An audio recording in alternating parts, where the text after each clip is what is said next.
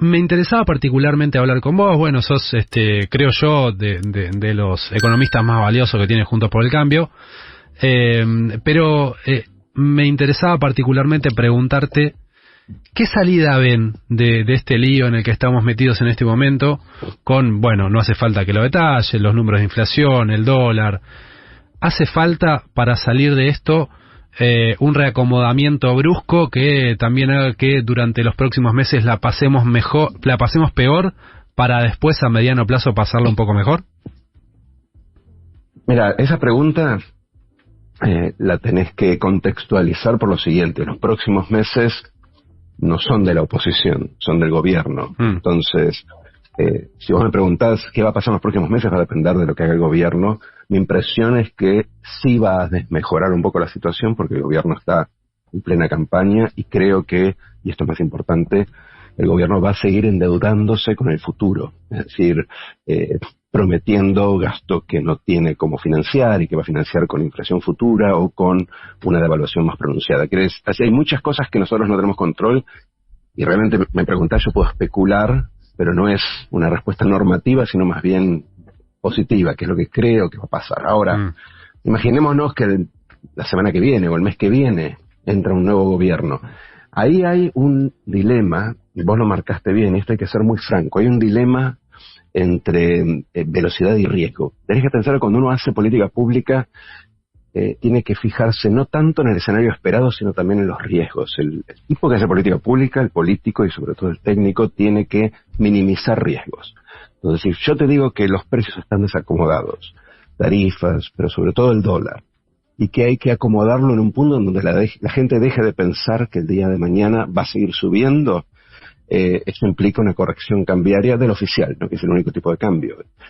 Pero si yo hago esa corrección muy fuerte, existe el riesgo, como se vio en la devaluación de masa, que se hizo sin plan, sin contexto, de que eso se pase todo a inflación y entonces la movida sea totalmente inútil.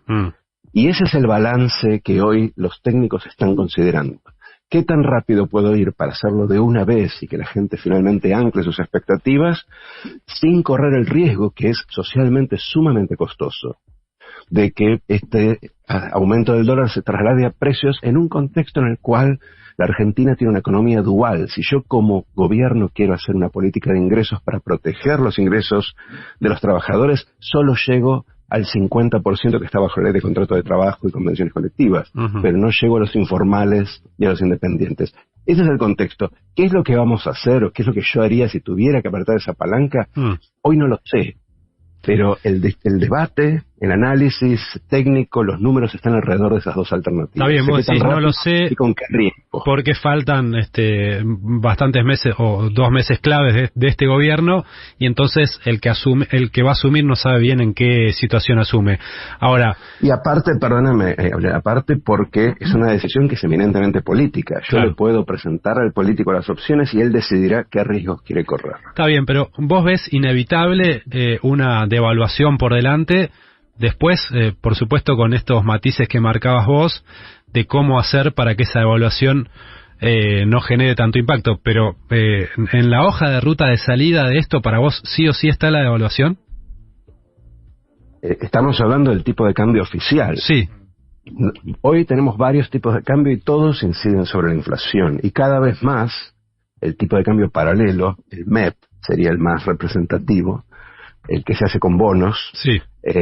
La versión local del contado con liquidación, ese cada vez más incide sobre la inflación. Entonces, nosotros ya devaluamos, ese MEP debe haber subido 30% en las semanas. Ya devaluamos el MEP. Ahora, si vos me preguntas qué es lo que yo prefiero ir lo antes posible a una unificación que elimine la brecha. Que ¿A qué nivel la unificación? Bueno, obviamente, si vos me preguntas ahora, te diría debajo del MEP. El MEP se disparó muchísimo. Está 8.70 el MEP, sí. Está exagerado básicamente por varias razones, desde la emisión sin fondos del gobierno hasta la promesa en una dolarización sin dólares que implica un tipo de cambio implícito más alto. Hay muchas razones por las cuales el MEP se disparó demasiado. Entonces, si vos me preguntas, ¿hay que corregir el tipo de cambio oficial? Sí. ¿A qué nivel? Y yo diría bastante por debajo del MEP. Ese cálculo es un cálculo técnico que depende de la intensidad que vos que vos dejes de cepo en los primeros meses. Está bien, entonces, ahora... hay como 3 variables que tenés que combinar. ¿Sí? Yo, perdóname que sea tan fastidioso con las tecnicalidades, pero no quiero simplificar un problema que es muy complejo. Déjame que yo te quiero preguntar paso a paso, te voy a ir dando el tiempo para que nos expliques, pero quisiera seguir este razonamiento. Vos tenés que devaluar, decís, el oficial a por debajo del MEP. Ahora, cuando vos devaluás el oficial, eso de acuerdo a un estudio que publicó hace poco Emanuel Álvarez Agis, te golpea sobre todo en el precio de los alimentos. Y de hecho lo vimos plasmado en la devaluación de masa, devalúa 22% el oficial y tenemos más de 25% de aumento en los alimentos en agosto y septiembre. ¿Cómo haces para devaluar, qué sé yo, un 100% el dólar oficial, llevarlo a 700 o a 600 y que eso no te produzca un salto tremendo en el valor de la comida? Ese es todo el punto que te venía haciendo. Por eso es que lo que en principio un economista diría es la solución natural, que es llevar el tipo de cambio a un nivel donde no parezca que vas a devaluar nuevamente dentro de un mes, tiene un riesgo muy fuerte del lado de la inflación. Entonces posiblemente esa devaluación no sea del 100%. Y por el otro lado, tenés que tomar medidas paliativas para que ese impacto sobre los alimentos, que pega siempre en los lugares más pobres, que son los que tienen más intensidad de consumo de alimentos, no se vea reflejado uno a uno. De todas formas, lo de la devaluación de masa incluye varias cosas, porque la suba de alimentos fue mayor que la devaluación del oficial. Claro. O sea, que no estamos hablando solamente del traslado de precios. Pero lo que vos decís es muy cierto. Y yo le agregaría que, a diferencia de lo que sucedía en los 80, hoy tenés mucha gente fuera del alcance de una política de ingresos. Lo mismo que vimos con la pandemia. Claro, ejemplo, no lo solucionás con suma fija. Llegó al 50% de niveles más altos relativamente. Entonces, no, es sumamente complejo. Por eso, si no tuviera yo esa precaución, ese riesgo, te diría, mira, corregí el tipo de cambio de manera que podamos eliminar la brecha y el cepo lo antes posible. Claro, ahora, hoy, dando el traslado de precios, esa opción hay que matizarla mucho. ¿Y cómo haces? Porque también algunos dicen, vuelvo a citar a Álvarez Agis, una cosa es una devaluación sin plan y otra cosa es una devaluación compensada. ¿Cómo se puede compensar una devaluación? La devaluación compensada es un eufemismo para decir que devaluás y subís retenciones. Exacto. En algún momento eso estuvo sobre la mesa, se analizó, la suba de retenciones puede tener algún sentido solo en el siguiente contexto, de que vos subís el tipo de cambio, la inflación tarda en llegar a su nivel de equilibrio, quiere decir, va trasladándose la devaluación a lo largo de semanas o meses, y en el interín el tipo de cambio real, que es un poco el tipo de cambio ajustado por inflación, si se quiere, está en niveles picos, porque la inflación tarda en recomodar precios. Entonces, en ese periodo donde los exportadores en general pueden tener un tipo de cambio real extraordinariamente alto, podrías decir, bueno, parte de ese beneficio lo compartimos con el Estado y entonces ponemos un aumento de las retenciones. Yo creo que ese aumento eso te atenúa el aumento de los precios de los alimentos, ¿no? Supuestamente. Contiene un poco, pero no totalmente. Eso no te elimina el problema y aparte, insisto, hoy creo que aumentar retenciones al sector exportador es algo que políticamente es inviable. Ajá. Entonces, esa opción no está ya sobre la mesa. Entonces tenemos que pensar otras alternativas para que eventualmente, si hay una corrección cambiaria importante, esto no golpee desproporcionadamente en alimentos. Ahora, Bueno, también puede darse el caso de que quieras hacer una devaluación pequeña y ahí el riesgo es que nadie te crea y entonces estén todos de vuelta buscando cubrirse contra la siguiente devaluación, que es lo que pasa ahora. La verdad, no esperaba menos de vos que una respuesta compleja, pero no me da tampoco mucha certidumbre acerca de qué hacer, porque bueno, me parece que vos está bien, ¿no? Respondés como creo yo que es la forma más seria de responder, planteando cuáles son las complejidades de cada uno de los escenarios. Te va a preguntar Leandro Renú, Eduardo. ¿Qué haces, Eduardo? Buen día, Claro. ¿Cómo andás? Buen día, ¿qué tal? Bien, vos sos antes que nada un tipo intelectualmente honesto, te he entrevistado varias veces e incluso has sido muy crítico con el gobierno de Macri. Citando estos antecedentes, te pregunto, más allá de lo económico, que se ha discutido mucho sobre Milei, ¿te parece un tipo peligroso como sistema político, democrático, digamos? ¿Ves un peligro en esa alternativa? No, más allá de lo que uno puede opinar sobre las posturas cercanas a los militares de la dictadura de su candidata a vicepresidenta, no veo una amenaza democrática. Lo que yo veo como amenaza, pero de vuelta, la respuesta a tu pregunta es no. Sí. Lo que yo veo como amenaza es lo siguiente, y siempre pongo el mismo caso. En el 1989, la oposición, de alguna forma implícita, alentó la presión cambiaria con la idea de agilicemos la hiperinflación porque le pasa a Alfonsín y entonces no nos pasa a nosotros. Y la gente tiene huecos en la memoria histórica de la economía argentina, uno de ellos es el 2002, el otro es el año 90. Porque cuando Menem asume, en julio del 89, sin un plan, porque así hay como... dos hiper más. Exacto. Quiere decir, la hiper de Alfonsín no te salva de la hiper de Menem. Menem sube con dos consignas, salariazo y revolución productiva, que son el equivalente a la dolarización y la motosierra de Milei, y después llega y no puede hacer ninguna de las dos. Claro. E improvisa un plan con alguna gente del sector privado, en aquel caso con la gente de Bunge y Born.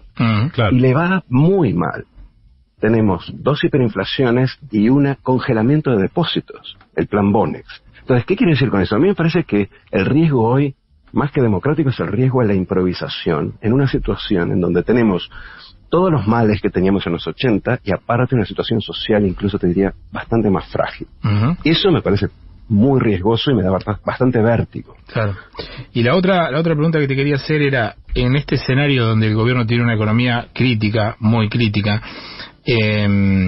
uno debería tender a decir, al menos hasta antes de la PASO, que Juntos por el Cambio, que era la oposición más posicionada, debería haber ejercido una influencia mayor sobre el contexto económico.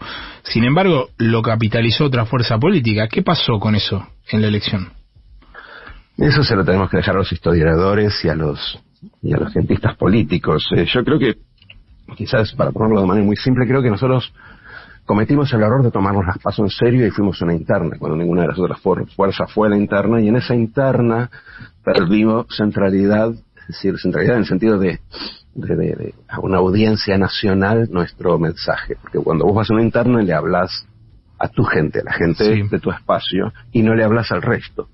Mientras que los otros candidatos estuvieron de campaña durante nuestra interna. Eso nos debilitó bastante. Pero también es cierto, y te voy a decir algo muy rápido, un tema que es mucho más profundo y sobre el cual estoy escribiendo hace un tiempo. Hay un desplazamiento hacia los extremos de los votantes desalentados, desencantados o enojados con el sistema democrático liberal en muchos países latinoamericanos que tienen situaciones económicas distintas. Pienso en Colombia, en Chile, en Brasil, incluso en México. Entonces, a nosotros nos tocó una situación local cruzada con una situación más regional de desencanto con la política tradicional, y creo que esas dos cosas combinadas repercutieron negativamente un poco en el, si querés, en el alcance o en el electorado de Juntos, que estamos ahora en las últimas semanas recuperando de a poco. Estamos hablando con Eduardo Levi Yeyati, economista de Juntos por el Cambio. Te pregunta Flor Barragán. Buen día, Eduardo. Cuando uno escucha a Sergio Massa siempre habla de que en caso de ganar llamaría a un gobierno de un acuerdo nacional, y no solo un gobierno de coalición, sino poniendo concretamente a gente de la oposición en el gobierno. Ahí si uno pensara en algo recontra hipotético, gana Massa, convoca a economistas, no sé, te llama a vos, llama a Marina del Poyeto, ¿en qué hay que ponerse de acuerdo para arreglar la macro, por lo menos? Porque nos tenemos que poner de acuerdo en un montón de cosas, pero para la macroeconomía en general, ¿en qué puntos decís, bueno, tanto Juntos por el Cambio y el Frente de Todos se tienen que poner de acuerdo en esto? Primer comentario sobre la pregunta es que eso ya pasó. De hecho, cuando asumió Massa, no nos olvidemos que Massa ya está en el gobierno hace un año, la llamó a Marina, que es una amiga con la cual trabajamos bastante, y no se pusieron de acuerdo. O sea que eso ya pasó. Digo, no prometamos cosas que pudimos hacer en el pasado y no hicimos. Ahora, dicho esto, hay algunos puntos, y no solo de Massa, sino en general creo que del mundo de la política profesional, que tenemos que poner sobre la mesa de manera con consenso más fuerte, más duradero. El primero es la reducción del déficit fiscal. A mí no me gusta ser fiscalista. El fiscalista es como un tipo de gris del Fondo Monetario, ortodoxo. Pero Argentina ya no puede financiar más ningún déficit. Y eso se está viendo ahora con el aumento de la inflación. O sea, nosotros no tenemos financiamiento porque tenemos déficit, y porque como tenemos déficit nunca pagamos nada de nuestra deuda. Y no tenemos formas de financiar cualquier impulso fiscal como el que quiere dar Massa preelectoral, porque la única forma de hacerlo es por inflación. Entonces tenemos que olvidarnos del déficit fiscal, por muchos años. Eso es el primer consenso. Es aburrido, poco popular, nadie gana elecciones con eso, pero los políticos tienen que entender que el déficit ya fue. Tenemos que hacer varios años de ejercicio para poder tener algún déficit contracíclico en años malos, en años de sequía, de acá 5 o 10 años, digamos. Ese consenso lo tenemos que poner sobre la mesa y tenemos que entender que está en la raíz, no es el único, pero está en la raíz de todos nuestros males, las penurias económicas. Uh-huh. Y lo otro que tenemos que hacer es entender una cosa que entendió Latinoamérica. Estoy hablando de la macroeconomía, que entendió Latinoamérica en los 80, y es que no podés joder con el Banco Central. Los gobiernos de izquierda democrática, de izquierda, digamos, elaborada, sofisticada de Latinoamérica, ninguno tocó el Banco Central. Lula fue, y Dilma más, fue expansivo fiscalmente y dejó que el Banco Central hiciera su política monetaria. Cuando subía la inflación, subían las tasas. La inflación es lo peor, la inflación es una droga. Todo el mundo lo entendió, menos nosotros. Entonces, balance fiscal y política monetaria antiinflacionaria con una gestión independiente tienen que ser el punto cero de cualquier consenso, porque si no, cualquier cosa que hagamos, imagínate que nos beneficiemos por una buena cosecha, o nos prestan milagrosamente algunos dólares para sobrevivir el año que viene, al siguiente tenemos el mismo problema. Entonces, esas dos yo creo que son la línea de base. Y después sí hay cosas que se pueden discutir, que tienen que ver con lo laboral, con lo tributario. Nuestro sistema tributario necesita una reforma, tenemos muchos impuestos, poca progresividad, pero todo eso se discute una vez que calmes la economía, y la economía se la ordena con balance fiscal y política monetaria independiente. Bien, Eduardo Levi Yeyati, economista de Juntos por el Cambio, muchísimas gracias por estos minutos. No, gracias a ustedes. Un abrazo.